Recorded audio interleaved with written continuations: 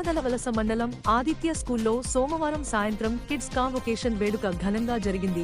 ఈ సందర్భంగా school principal Boddepalli Mohan Rao గారు మాట్లాడుతూ ఇటువంటి కార్యక్రమాలు పిల్లల ఆత్మవిశ్వాసం, సృజనాత్మకతను పెంపొందిస్తాయని చెప్పారు. అలాగే స్కూల్ కరెస్పాండెంట్ హేమలత చిన్నారుల ప్రతిభను వెలికితీసే విధంగా విద్యా విధానాన్ని అమలు చేస్తున్నామన్నారు.